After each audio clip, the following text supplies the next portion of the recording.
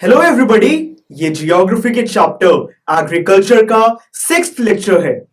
इस लेक्चर में हम इस पूरे चैप्टर को एक बार शॉर्ट में रिवाइज करेंगे। तो फिर आइए लेट्स स्टार्ट रिवाइजिंग।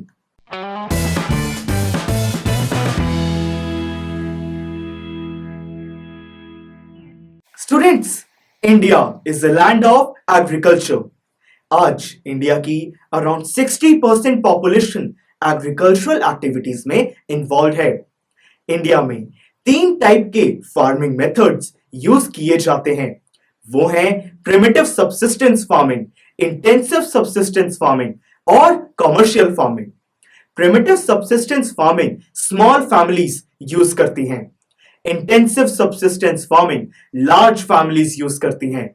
और कमर्शियल फार्मिंग वो फार्मर्स यूज करते हैं जिनको अपनी क्रॉप्स को मार्केट में सेल करना होता है।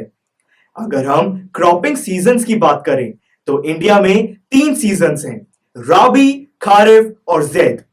राबी क्रॉप्स वो होती हैं जिनको विंटर्स में सो किया जाता है और समर्स में हार्वेस्ट किया जाता है। खारिफ क्रॉप्स वो होती हैं जिनको समर्स में सो किया जाता है और विंटर्स में हार्वेस्ट किया जाता है। और ज़ैद क्रॉप्स वो होती हैं जिनको राबी और खारिफ के बीच वाले सीजन्स में उगाया जाता है। इंडिया में grain crops, non grain crops और नॉन फूड क्रॉप्स उगाई जाती हैं। अगर हम ग्रेन क्रॉप्स की बात करें तो इंडिया में राइस, व्हीट, मिलेट्स, मेज और पल्सेस उगाए जाते हैं।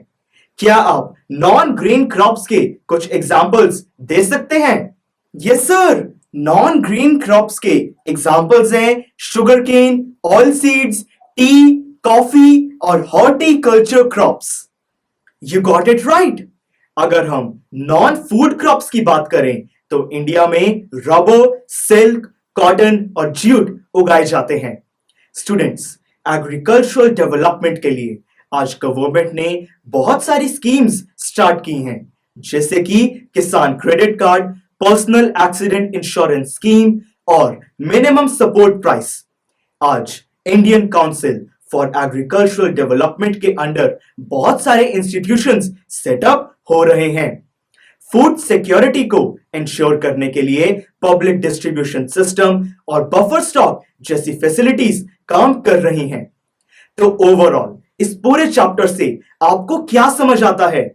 सर, ओवरऑल इस चैप्टर से मुझे एग्रीकल्चर से रिलेटेड गवर्नमेंट स्कीम्स और रिफॉर्म्स के बारे में पता चलता है और मुझे नेशनल इकोनॉमी में एग्रीकल्चर की इंपॉर्टेंस भी समझ आती है। Good job. इनइक्वालिटीज की वजह से आज पूरे वर्ल्ड में एग्रीकल्चरल आउटपुट के बेसिस पर इंडिया सेकंड प्लेस पर स्टैंड करता है। So here this chapter ends. अगर आपको कोई भी डाउट है या कोई सजेशन है तो आप इस वीडियो के नीचे कमेंट्स में मुझे बता सकते हैं। अगर आपको मेरे लेक्चर्स पसंद आए तो उनको प्लीज लाइक कीजिए और अपने फ्रेंड्स के साथ शेयर कीजिए। Click here to go to the playlist of this subject.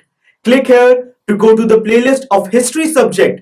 Click on the circle to subscribe and don't forget to visit our website, that is pustack.com, for more awesome videos on various topics.